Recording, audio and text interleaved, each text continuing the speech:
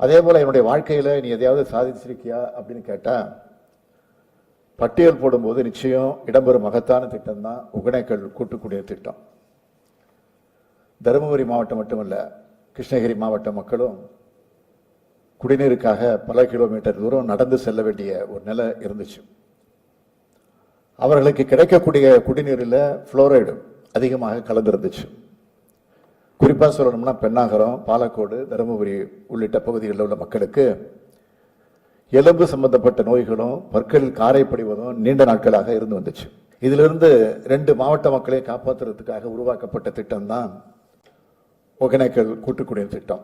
என்னை பார்த்து யாராச்சும் நீ என்னப்பா சாதிச்சேன்னு கேட்டா நான் என்ன சொல்லுவேன்னா, ஒகேனக்கல் கூட்டு குடிநீர் திட்டத்தை கொண்டு வந்தேன்னு நான் பெருமையா சொல்லுவேன். அந்த லட்சணத்தை இப்ப பார்ப்பாங்க. முதலமைச்சரை பார்த்து யாராச்சும் தருமபுரியில அப்பா என்னப்பா சாதிச்சேன்னு கேட்டார்னா அவர் என்ன சொல்லுவார்னா, அவர் சொன்னதுதான் ஒகேனக்கல் கூட்டு குடிநீர் திட்டத்தை கொண்டு வந்திருக்கின்றேன் சகோதர சகோதரிகளே. இப்ப அதை பத்தி கொஞ்சம் பார்ப்பங்க. ஒகேனக்கல் கூட்டு குடிநீர் திட்டத்திற்கு இவர்கள் போட்ட பட்ஜெட் 1334 கோடி. திமுகவே பட்ஜெட் போடுறது ஒண்ணு, ஆனா செலவு செய்யறது இன்னொன்னு.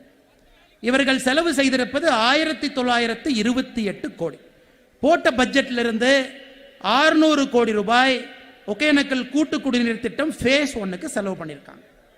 சமீபத்தில் நம்முடைய மத்திய அரசினுடைய சிஏஜி அவங்க ஆடிட் பண்ணுவாங்க. அரசனுடைய பணம் சரியா பயன்படுத்தியிருக்காங்களா, இது மூலமா மக்களுக்கு லாபமா என்னன்னு. அந்த சிஏஜி 2021 இந்த ஒகேனக்கல் கூட்டு குடிநீர் திட்டம் ஃபேஸ் 1 பத்தி ஒரு அறிக்கை கொடுத்திருக்காங்க. காரி மட்டும்தான் துப்புல. அந்த அறிக்கையில் என்ன சொல்லியிருக்காங்கன்னா, இட்ஸ் அ ஃபெயிலியர், இந்த ப்ராஜெக்டே ஃபெயிலியர், இந்த ப்ராஜெக்டினுடைய டிசைனே தப்பு, இந்த ப்ராஜெக்ட் யாருக்கு தேவையோ அவர்களுக்காக இது வடிவமைக்கப்படவில்லை என்பதை சொல்லி உலக சுகாதார மையம் என்ன சொல்லுதுன்னா, 1 லிட்டர் தண்ணிக்கு புளூரைடுங்கிறது 1 மில்லிகிராமை விட கீழே இருக்கும். தருமபுரியினுடைய மிகப்பெரிய பிரச்சனை புளூராசிஸ், புளூரைடு. குடிக்கிற தண்ணியில புளூரைடு கண்டென்ட் அதிகமா இருக்கு. அதை ஒழிக்க வேண்டும் என்பதற்காகத்தான் இந்த ஒகேனக்கல் கூட்டு குடிநீர் திட்டம் வந்துச்சு.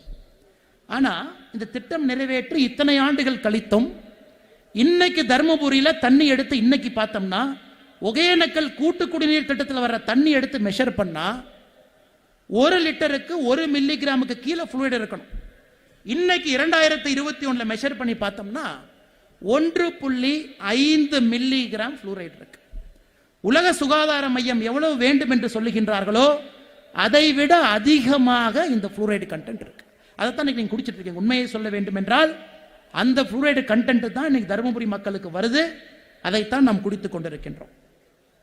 அதே போல ஐநா சபை சொல்லுது, ஒரு மனிதனுக்கு ஒரு நாளைக்கு முழுமையாக நன்றாக உயிர் வாழ வேண்டும் என்றால் 40 லிட்டர் தண்ணி கொடுக்கணும்.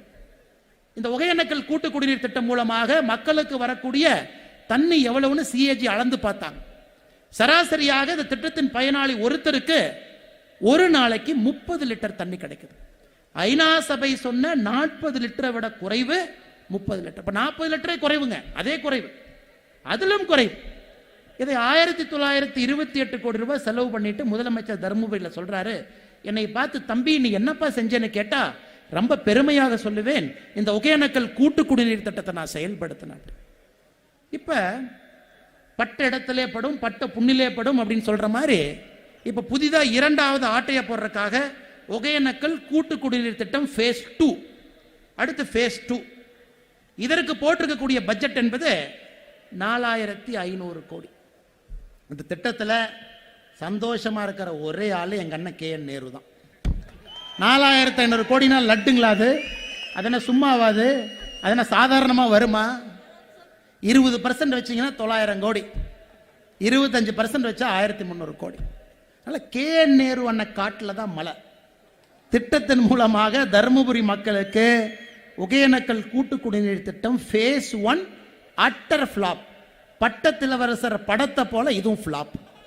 திமுக காரங்களே டிக்கெட் வாங்கி பார்த்துட்டு இந்த படம் நல்லா ஓடிச்சுன்னு சொல்வதை போல முதலமைச்சரே சர்டிபிகேட் கொடுத்துக்கணும். இந்த ஒகேனக்கல் கூட்டு குடிநீர் திட்டம் சூப்பர் சூப்பர் சூப்பர். சிஏஜி அறிக்கை மிக தெளிவாக சொல்லுகிறது, இந்த 1928 கோடி என்பது தண்ணியில இறைத்த பணத்தை போல. அதை தாண்டி விவசாய பெருமக்களுக்கு எங்க கஷ்டம் இருக்கு, நமக்கு தெரியும். விவசாய பெருமக்களுக்கு நீங்க என்னெல்லாம் சொன்னீங்கன்னு அதையும் இங்க சொல்லுவோம். ஒன்றியம் தோறும் விவசாயிகளுக்கு சேமிப்பு கிடங்கு திறப்போம் அப்படின்னு ஒன்னையும் காணோம். எந்த ஒன்றியத்தில் எந்த சேமிப்பு கிடங்கையும் காணா. ஆட்சிக்கு வந்து 1/3 பகுதி முடிந்திருக்கிறது. வாணியார் அணையிலிருந்து பாப்பிரெட்டிப்பட்டி தாலுகா சில கிராமங்களுக்குள்ள ஏரி குளங்கள்ல தண்ணீரை நப்புவோம், காணோம். தண்ணியும் காணா, ஆலையும் காணா, இங்க இருக்கிற எந்த ஒரு அரசு அதிகாரியும் காணோம். ஈச்சம்பட்டி அணைக்கட்டு மற்றும் அதன் கால்வாய்களை தூர்வார வேண்டும் என்று பல ஆண்டுகளாக விவசாயிகள் சொல்றீங்க. அதை செய்யணும்னு திமுக தேர்தல் வாக்குறுதி கொடுத்தாங்க, அதையும் காணோம். இதெல்லாம் நீங்க யார்கிட்ட போய் கேட்பீங்க?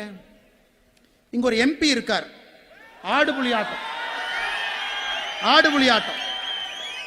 இந்த எம்பி ரொம்ப வித்தியாசமான ஒரு ஆளுங்க. இவர் எப்ப வருவார்னா, இவர் ஒரே ஒருக்கா மட்டும்தான் என்ட்ரியை போடுவார். இந்த எம்பியை பிடிக்கணும், உங்க ஊர் எம்பியை பிடிக்கணும்னா,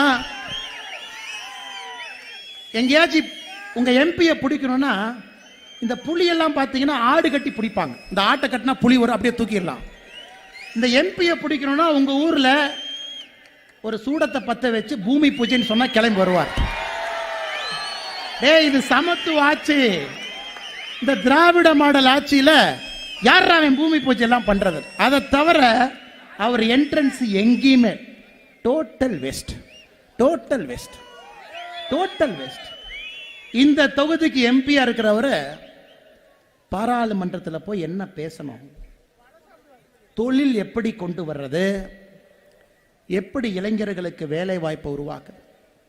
இவர் செய்யற ஒரே வேலை பாராளுமன்றத்தில் போய் யார வம்புக்களுக்கெல்லாம் யார்கிட்ட பல்பு வாங்கலாம், இது 2 மட்டும் வேலையாக வைத்துக்கொண்டு இங்க இருந்து பாராளுமன்றம்.